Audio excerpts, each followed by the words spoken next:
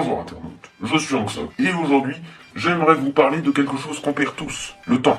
Enfin, vous en doutez, ici nous parlerons plus précisément de la gestion du temps dans le système scolaire français. C'est parti pour ce deuxième épisode de School Revolt.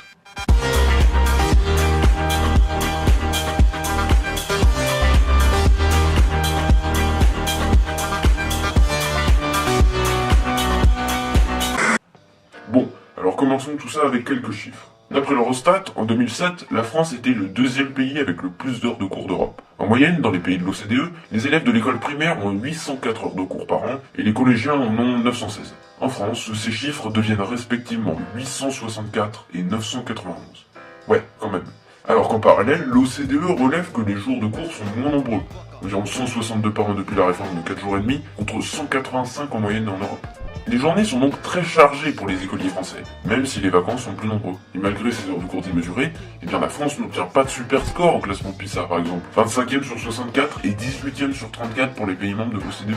Des chiffres pas catastrophiques, loin de là, mais assez moyens. Surtout si on les compare avec ceux des pays où le niveau de vie est aussi élevé qu'en France. On peut expliquer les difficultés que peuvent avoir les écoliers français à assimiler les informations apprises en cours en associant cette mauvaise gestion du temps à un autre phénomène, la déconnexion des matières. Comme le dit dans cette interview la directrice de l'école Caminando, le fait d'enseigner en même temps toutes les matières, sans lien apparent, a tendance à perdre les jeunes. En effet, on ne raisonne pas de la même façon face à un problème de géométrie que lors d'une analyse de documents en histoire ou d'une dissertation en cours de langue. Cette éducation fragmentée qui est devenue une évidence chez nous est pourtant assez contre-productive, puisque c'est sur le court terme, elle permet de rafraîchir les élèves lorsqu'ils enchaînent 12 heures de la même matière.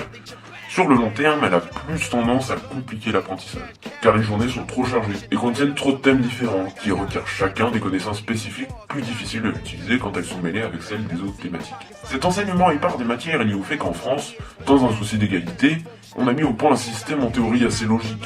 Plutôt que de laisser les élèves apprendre en fonction de leurs capacités, ils apprendront tout en même temps. Mais dans les faits, cette méthode, au lieu de mettre tout le monde sur un pied d'égalité, provoque un problème assez grave, puisqu'il revient à désindividualiser la classe. Les élèves sont un ensemble qui doit suivre un programme précis chaque année. Ainsi, on tire vers le bas ceux qui ont un niveau plus élevé que celui conquis, et la plupart du temps, on tire vers le haut ceux qui n'ont pas, et faisant passer les classes avec des lacunes de plus en plus grandes chaque année. Donc ça c'est le parapente. Et alors j'ai compris le mensonge, enfin j'ai eu l'intuition du mensonge de la démocratisation culturelle, de la réduction des inégalités culturelles, du fait que si on cultive les pauvres, ils diminuent l'écart avec les riches.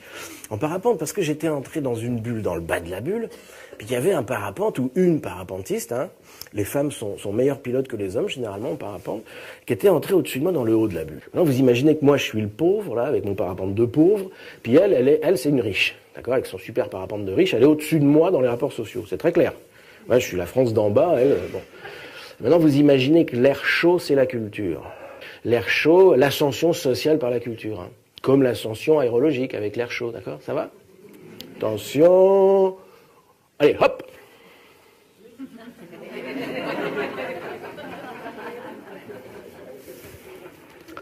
Le riche se cultive aussi. En fait, on ne répartit plus équitablement le temps d'enseignement, mais égalitairement.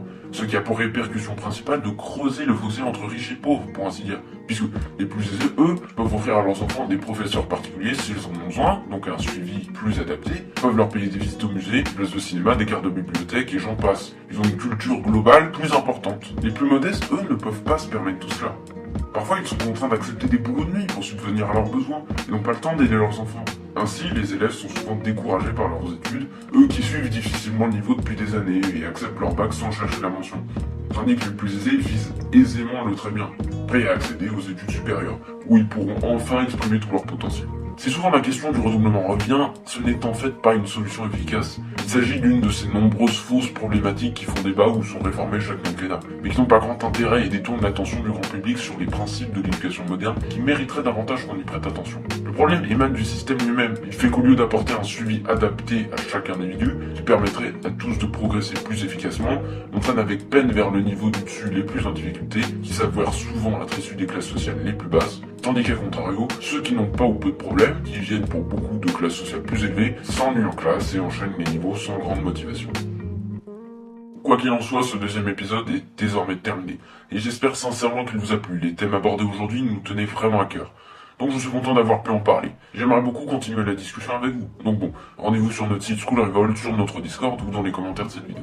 Bien entendu, toutes nos sources sont dans notre description si jamais vous voulez jeter un œil ou vous renseigner. Merci à vous d'avoir regardé jusque-là, on compte sur vous pour poursuivre le débat, et on se dit à très bientôt, je l'espère, dans un nouvel épisode de School Revolt. Donc soc, out. 小编，谁都听得出来，只是不想摊牌，每个人都存在。小编，别说听不明白，看谁说的精彩，我等你的信赖。小编会讨人厌，如果伤害到你，我道个歉，我不想狡辩。